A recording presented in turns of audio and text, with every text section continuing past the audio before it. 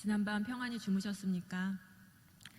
이제 시편 23편 말씀을 함께 고백하며 시작하겠습니다. 여호와는 나의 목자시니 내가 부족함이 없으리로다. 그가 나를 푸른 초장에 누이시며 쉴만한 물가로 인도하시는도다. 내 영혼을 소생시키시고 자기 이름을 위하여 의의 길로 인도하시는도다. 내가 사망의 음침한 골짜기로 다닐지라도 해를 두려워하지 않을 것은 주께서 나와 함께 하심이라. 주의 지팡이와 막대기가 나를 안위하시나이다. 주께서 내 원수의 목전에서 내게 상을 베푸시고 기름으로 내 머리에 바르셨으니 내 잔이 넘치나이다. 나의 평생의 선하심과 인자하심이 정녕 나를 따르리니 내가 여호와의 집에 영원히 거하리로다.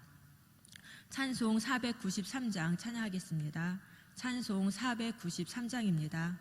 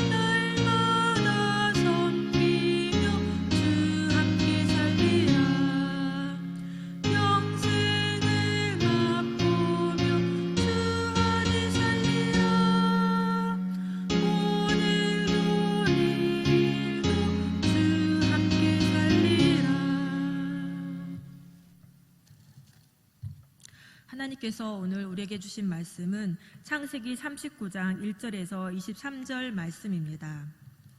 구약 60면에 있습니다.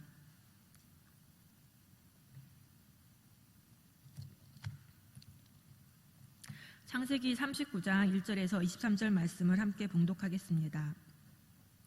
요셉이 이끌려 애굽에 내려가매 바로의 신하 시위대장 애굽 사람 보디발이 그를 그리로 데려간 이스마엘 사람의 손에서 그를 산이라. 여호와께서 요셉과 함께 하심으로 그가 형통한 자가 되어 그 주인 애굽 사람의 집에 있으니 그 주인이 여호와께서 그와 함께 하심을 보며 또 여호와께서 그의 범사에 형통케 하심을 보았더라. 요셉이 그 주인에게 은혜를 입어 섬김에 그가 요셉으로 가정 총무를 삼고 자기 소유를 다 그 손에 위임하니 그가 요셉에게 자기 집과 그 모든 소유물을 주관하게 한 때부터 여호와께서 요셉을 위하여 그 애굽 사람의 집에 복을 내리심으로 여호와의 복이 그의 집과 밭에 있는 모든 소유에 미친지라. 주인이 그 소유를 다 요셉의 손에 위임하고 자기 식료 외에는 간섭하지 아니하였더라. 요셉은 용모가 준수하고 아담하였더라.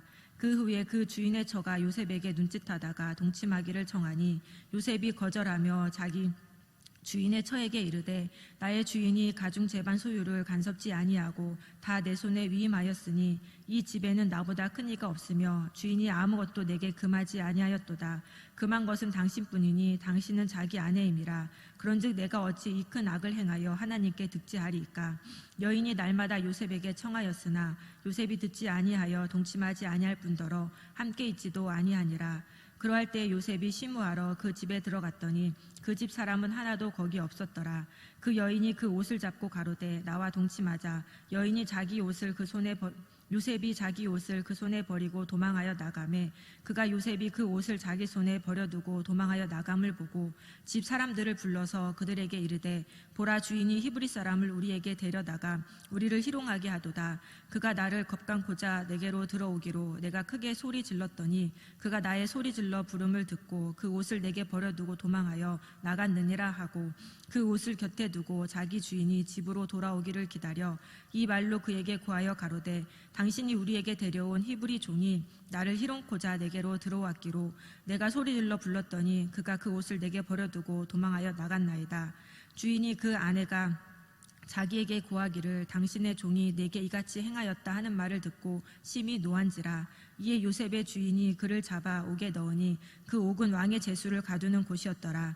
요셉이 옥에 갇혔으나 여호와께서 요셉과 함께 하시고 그에게 인자를 더하사 전옥에게 은혜를 받게 하시매 전옥이 옥중 제수를 다 요셉의 손에 맡김으로 그 재반 사물을 요셉이 처리하고 전옥은 그의 손에 맡긴 것을 무엇이든지 돌아보지 아니하였으니 이는 여호와께서 요셉과 함께 하심이라. 여호와께서 그의 범사에 형통케 하셨더라.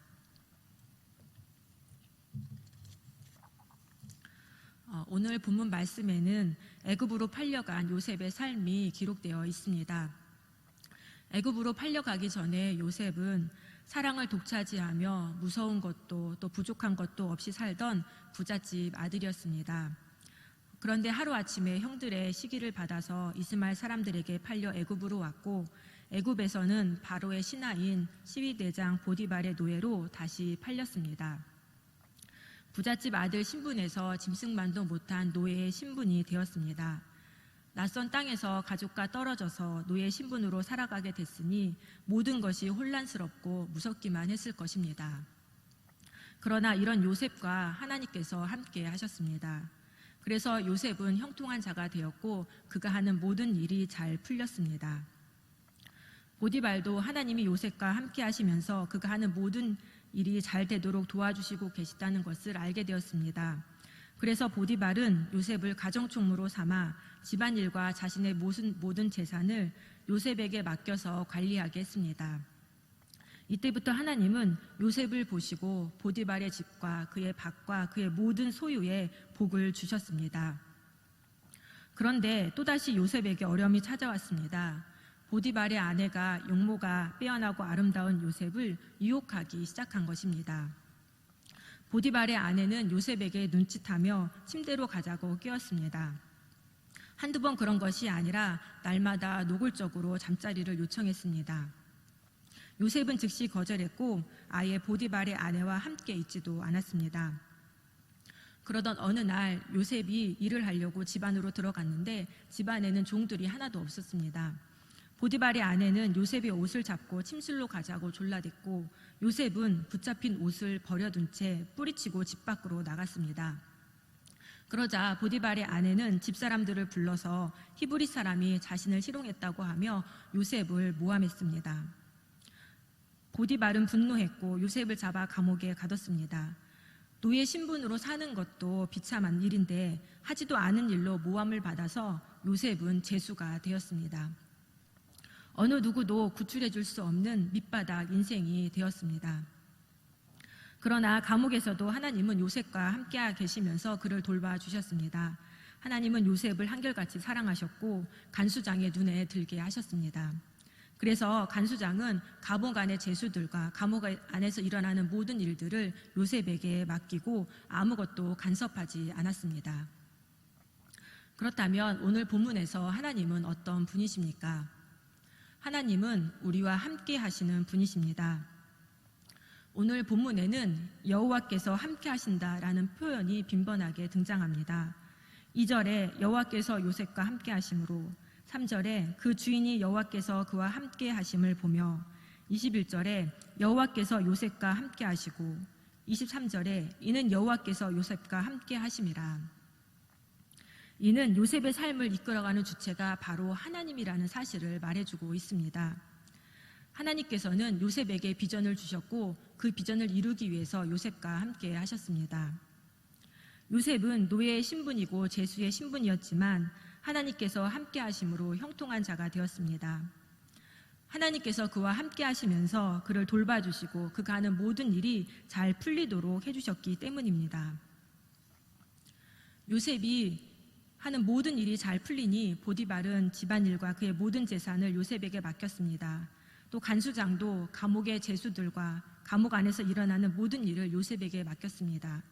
그리고 그들은 맡긴 일에 대해서 이렇다 저렇다 간섭하지 않았습니다. 하나님께서 요셉과 함께 하심을 알고 있었기 때문입니다. 또 요셉과 함께 하시는 하나님은 요셉을 통해 복이 흘러가게 하셨습니다. 보디발이 요셉에게 집안일과 그의 모든 재산을 맡긴 때부터 그의 집안과 모든 소유에 복을 주셨습니다. 모든 족속이 내 자손으로 말미암아 복을 받게 될 것이라고 야곱에게 하셨던 그 약속을 이루어 가셨습니다. 요셉과 함께 하신 하나님은 우리와도 함께 하십니다. 남유다의 아하스 왕 때에 아람과 북이스라엘이 연합하여서 남유다를 침략하였습니다. 왕과 백성들은 두려움에 떨었고 하나님께서는 두려워하는 유다 백성들에게 하나님만 굳게 의지하면 대적을 물리쳐 주겠다라고 약속해 주셨습니다. 그리고 이에 대한 증거로 처녀가 잉태하여 낳은 아들 임마누엘 징조를 보여주셨습니다. 이 약속은 신약에 와서 마태에 의해 구체적으로 드러났습니다. 마태는 예수 그리스도의 태어나심에 대해서 이렇게 말하고 있습니다.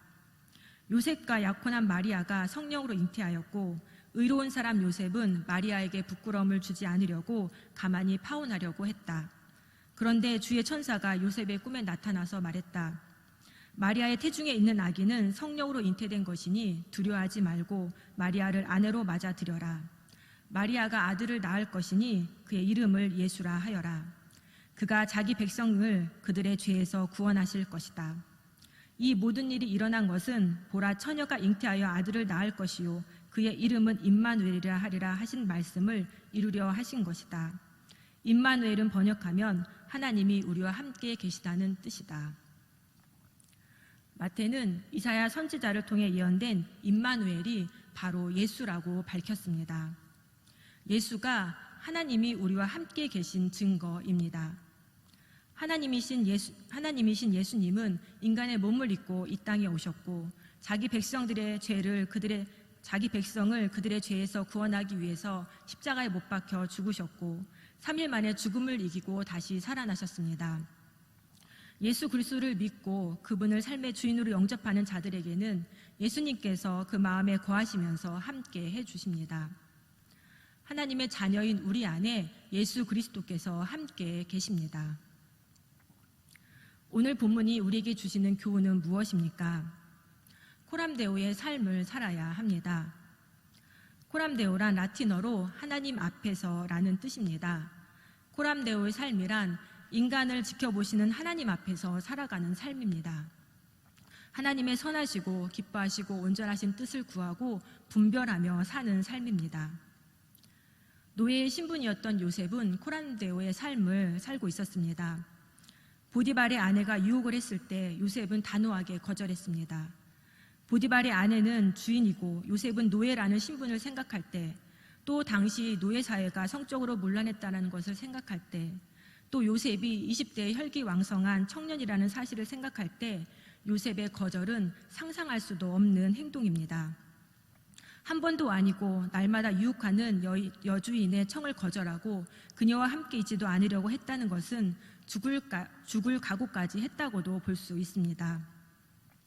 요셉이 여주인의 유혹에 대해 이렇게 단호하게 거절했던 것은 하나님 앞에서 살고 있다라는 인식을 갖고 살았기 때문입니다. 그래서 요셉은 여주인의 청을 거절할 때 내가 어찌 이 큰 악을 행하여 하나님께 득지하리이까 라고 말합니다. 보디발 주인에게 죄를 짓는 것이 아니라 하나님께 죄를 짓는 것이라고 말했습니다. 집안에 아무도 없고 여주인과 단둘이 있게 되었을 때에도 눈 한번 딱 감고 여주인의 청을 들어줄 수도 있었을 텐데 요셉은 그 집안에 하나님이 계신다라고 인식하였습니다. 요셉은 세상과 사람의 눈보다 하나님을 더 의식하고 하나님 앞에서 거룩하고 정직하고 성실하게 살려고 노력했습니다. 사람은 누구나 타인의 눈을 의식하는 존재입니다. 한적한 시골길을 자동차로 달릴 때 대부분의 사람들은 빨간불이 켜져도 그냥 지나쳐갑니다. 그런데 반대편 차선에 차가 멈춰서 있으면 그냥 지나가려고 하다가도 멈춰 섭니다. 반대편 차가 보고 있기 때문입니다. 지하철에 임신부 배려석이라는 자리가 있는데 대부분의 사람들은 그 자리에 앉지 않습니다. 그 자리에 앉았다가는 사람들의 눈총을 받기 때문입니다. 사람들은 자신이 남의 눈에 나쁜 사람으로, 예의 없는 사람으로, 또 못난 사람으로 비춰지는 것을 싫어합니다. 그래서 사람들에게 멋지게 보이려고 하고 고상하게 보이려고 하고 훌륭하게 보이려고 노력을 합니다. 그런데 보는 사람이 아무도 없을 때에는 그 사람의 진짜 모습이 나타납니다. 이것은 그리스도인들도 마찬가지입니다. 코로나19로 집에서 영상 예배를 드리고 있는 요즘 많은 분들이 자신의 진짜 모습을 보고 놀라는 것 같습니다. 보는 사람도 간섭하는 사람도 없고 주일에 해야 할 봉사도 없으니 간신히 세수하고 편안한 복장으로 예배드리고 있는 모습에 놀라고 예배를 드리는 것이 아니라 시청하고 있는 모습에 놀라고 예배에 집중하지 못하고 딴짓하는 모습에 놀라고 있습니다. 우리의 신앙이 자꾸 밑바닥으로 곤두박질 치고 있는 것만 같습니다. 이러한 상황에서 지금 우리에게 필요한 것은 코람데오의 삶입니다. 보는 사람이 없는 것이 아니라 하나님께서 보고 계시며 예배당에만 하나님께서 임재하시는 것이 아니라 이미 내 안에 임재하고 계심을 믿고 하나님 앞에서 살아야 합니다. 하나님을 의식하고 하나님께서 기뻐하시는 삶을 살기 위해서 노력해야 합니다. 오늘 하루 하나님 앞에서 거룩하고 정직하고 성실하게 살아가는 저와 여러분이 되기를 간절히 소망합니다. 기도하겠습니다. 은혜로우신 하나님, 오늘 말씀을 통해 우리와 함께 하시는 하나님을 다시 기억하게 하시니 감사합니다. 요즘 우리는 함께 하시는 하나님을 잊고 아무도 보는 이가 없다고 착각하며 내 멋대로 살고 있는 것만 같습니다. 흔들리는 우리의 연약한 믿음을 붙들어 주시옵소서. 코람데오의 삶을 살게 하여 주시옵소서. 흩어져 있는 성도들의 영혼과 몸과 마음을 지켜주시옵고 지금의 시간들이 하나님을 더 깊이 사랑하는 계기가 되게 하여 주시옵소서. 예수님의 이름으로 기도드립니다. 아멘. 이제 하나님의 말씀으로 축복합니다. 여호와는 내게 복을 주시고 너를 지키시기를 원하며 여호와는 그 얼굴로 내게 비추사 은혜 베푸시기를 원하며 여호와는 그 얼굴을 내게로 향하여 드사 평강 주시기를 원하노라.